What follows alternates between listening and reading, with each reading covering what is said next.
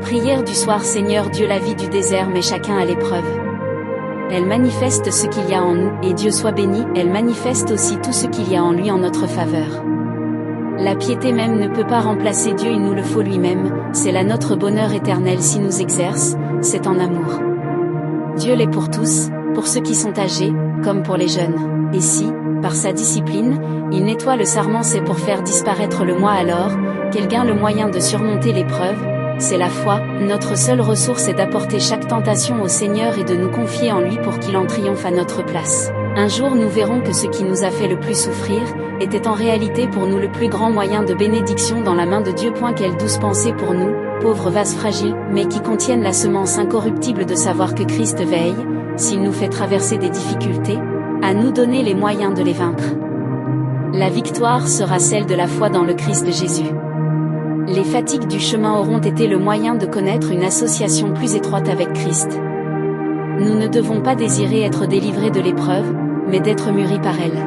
Maintenant, sur la terre, c'est le moment des pourquoi. Dans le ciel, ce seront les parce que. Dans les épreuves, voyons ce que le Seigneur propose de nous donner par elle dans nos cœurs.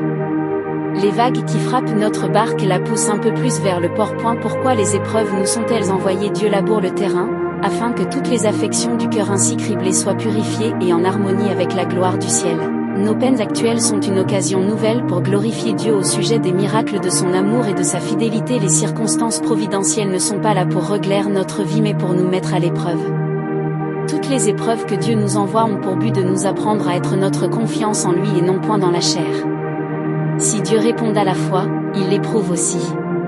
La foi a donc ses épreuves. Si le ciel, le fruit le plus béni de l'épreuve est d'avoir le Seigneur lui-même comme réponse pleinement suffisante pour tout. Dieu confie quelque chose de sa gloire à celui qui passe par l'épreuve. Montrez-lui votre amour et votre patience. Il y a beaucoup de choses dont, vues en elles-mêmes, nous ne pouvons remercier Dieu. Le brisement des liens les plus précieux que ça nos cœurs ou la perte des objets de nos affections. Quand nous avons discerné l'amour qui a ordonné et la main qui a dirigé, nous pouvons rendre grâce.